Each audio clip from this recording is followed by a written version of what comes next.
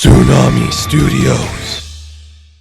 Ladies and gentlemen, one of the best superhero programs is returning this month.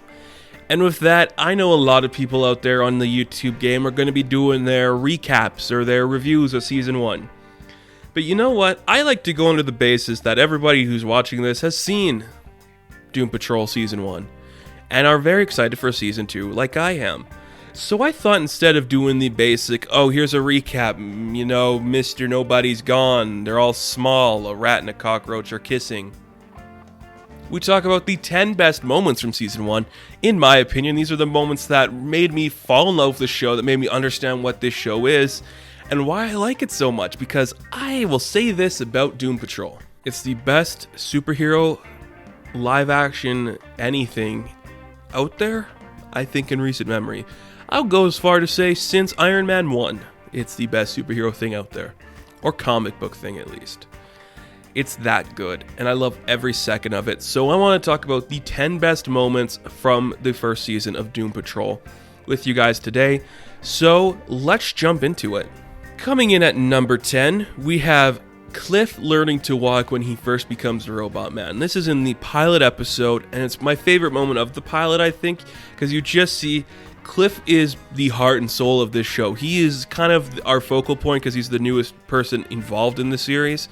And everything he does, I think, is unique and interesting. I love him a lot. And we just see, when he's first in Robot Man, he's trying to learn to walk and figure things out. He uses helping his daughter learn to walk as the basis for him to figure out what he needs to do. I think that's a great moment. It shows a lot about his character. Just in that scene alone, you're like, he needs his daughter for comfort, for help, because he loves her more than anything, and now he's trying to do this all over again, so he goes back to his comfort place to learn how to do it for himself. It's brilliant, it's amazingly shot, it's gorgeous, it's so much fun. I love this scene. It's one of the best Cliff scenes, and it's in the pilot. It's in the pilot episode, and it's one of the best scenes of the series. Coming in at number 9, Mr. Nobody's narration. I think this is a very important part of what makes Doom Patrol different from a lot of other television. Just the way it's kind of meta and fourth wall-y, just in terms of Alan Tudyk's performance, I think it's brilliant.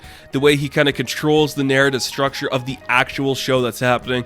He's the one that sets every event in motion. He's a main character, and he's very engaging and interesting, and just his narration in a lot of the scenes really makes it compelling and unique and different from what you might be expecting from a show like this. And I love his performance. Alan Tudyk, oh my goodness, in this show, Alan Tudyk is unparalleled to anything he's done before. I don't care what anybody says there. This guy is a masterclass actor. He knew exactly what this show was and figured out what it needed to be. I love it to death. I think it's great and brilliant. His narration is perfect. It really sets the tone of the show, and I love every second of it. And coming in at number 8 is the episode in the Underground. I think this episode is one of the best in the season because we're getting Brendan Fraser. It's Brendan Fraser here, baby. We're seeing everything about him, but just seeing the way the Underground works and the different characters all inside Jane, I think it's very prominent and important. I love every second of that too because Jane's like one of the best characters in this show. Actually, that's bad to say because they're all so good, but her performance is just so interesting and different than what you could expect from a show like this. And seeing the how it works, like the mechanics behind the way she functions and exists, I think that's some great stuff. And it's something that a lesser show would not show us, could be like, oh, she's crazy and quirky, she does all these things. But because of the heart and depth of this show, they're like, we're going to dedicate some time to show you what's wrong with Jane, how she becomes who she is here, all the mechanics that go inside there, and we're going to show you that by going into the Underground itself. I loved that. I think that's brilliant and well done. And on that note, coming in at number 7 is the relationship between Cliff and Jane. Like I said, Cliff is the heart of this series. Without him, nobody really learns to love or accept or move on or go forward. He is the reason that the Doom Patrol in this incarnation exists and comes into fruition. And his relationship with Jane is really good. He is looking for the daughter he lost, and she does not want the father she never had. That's just the kind of dynamic. He wants to love her. She is not willing to be loved by him. And seeing the way that works, the way that there's actually some moments where they connect and they feel they care about each other. I think that's beautiful and great stuff. You just see in one episode when Jane is sleeping in his arms and he's like, I could move right now, but I'd rather not. And she freaks out when she wakes up from sleeping, like, why am I here? What happened? And he's just trying to be the comforting soul she never had. Man, it's amazing stuff. Like, I think about that dynamic in this show. And it's not one you really see a lot in superhero stuff. There's always the surrogate father, but it's always kind of accepting, you know, like on The Flash, or even in things like Avengers to an extent with Tony and Peter. But in here, it's like he really wants to make her happy and feel good and secure, but she is not willing to accept that or take that. And it's something you don't see a lot of. And I think that's really beautiful and really heartwarming. It's some of the best stuff, honestly. At number 6, we have Rita's first steps into becoming Elastigirl. Rita is a character who, again, like Jane, could have easily been a cliche. She could have been like the, oh, I'm old school Hollywood, look at my hair, look at how I dress, look at how I talk. I talk like I'm old school Hollywood. They gave her so much depth.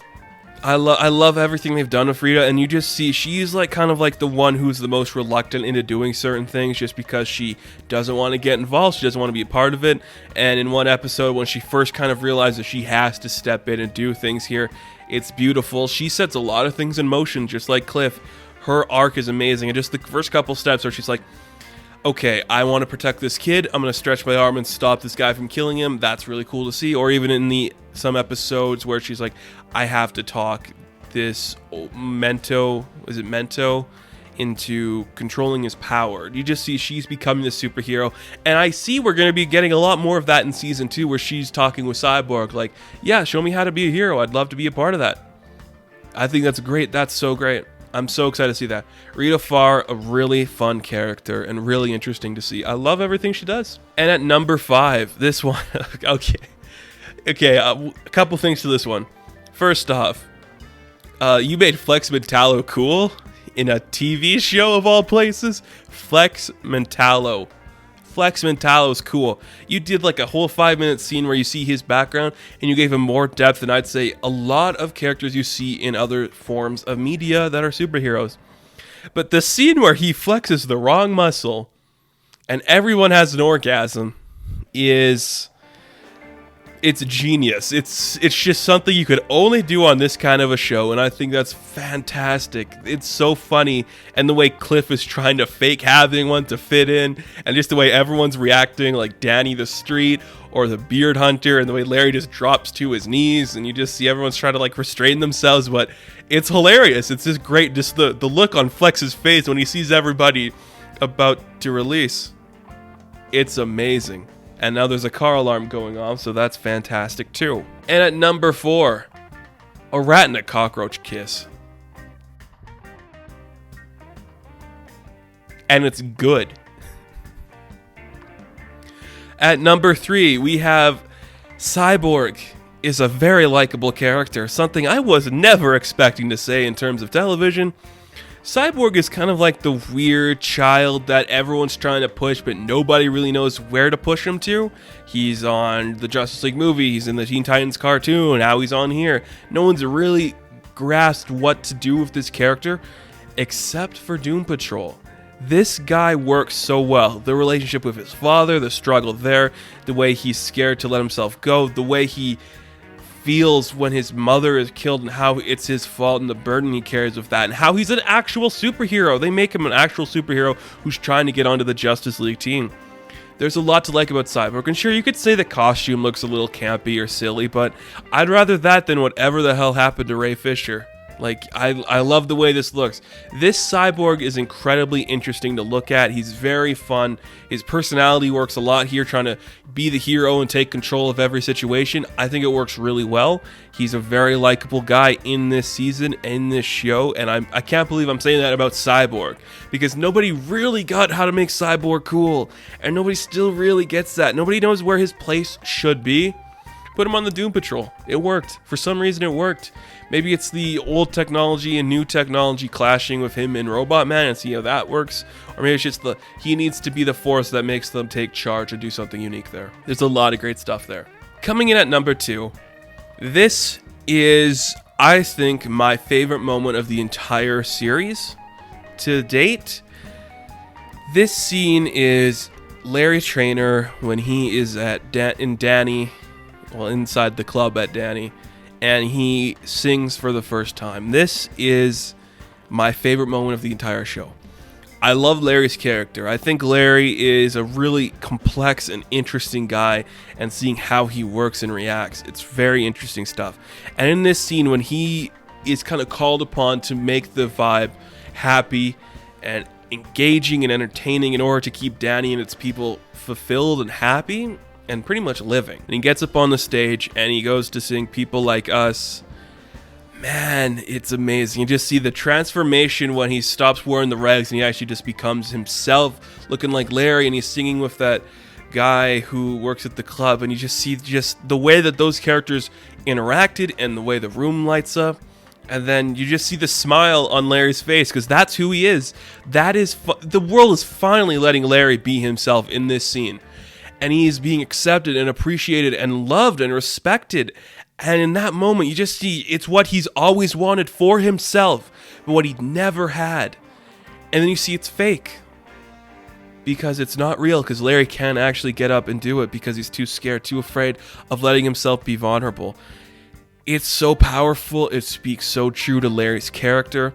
It's the moment in the show where I realized this is hard to do. Anybody can write a superhero show. I don't think that's hard. But giving these little moments where you see every chance you get for Larry to be himself, he doesn't do it because he's torturing himself for what he put others through. I love it. I love every second of it, and it's just amazing. And this scene, it's one I watch on YouTube a lot. You guys could just look it up and check it out.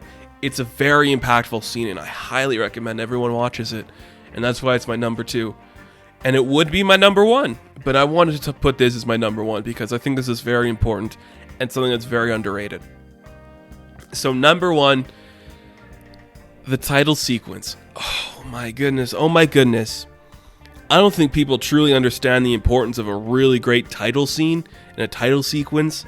This is gorgeous. This is a piece of art. You see the mechanics of every character, the plane crashing down when it's Larry, the ice cream melting because nobody's there when it's Niles, and the far off TV that has Rita on it when it's Elastigirl, just the vials of blood when it's Jane, just the robot head being worked on, or the robot arm holding the giraffe when it's Cliff. You don't really know what it is about, but you get a sense of every character in these moments, the vanity they feel, the pain they feel, every part of their lives, everything they've done is told in the sequence of the titles, and it's gorgeous to look at. Everything about it is beautiful and engaging, and you don't see a lot of title sequences that are that beautiful and understanding of what the show is.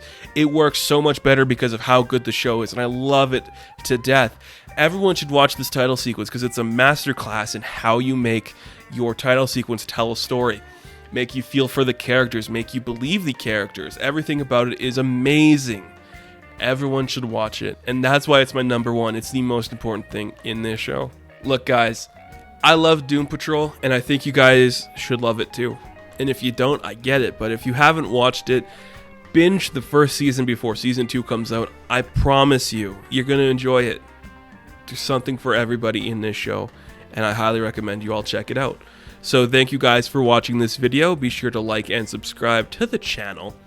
And as always, you can catch me on Instagram, Patreon, Twitter, all that good stuff. And I'll see you in the next one. Have fun, stay safe, good luck.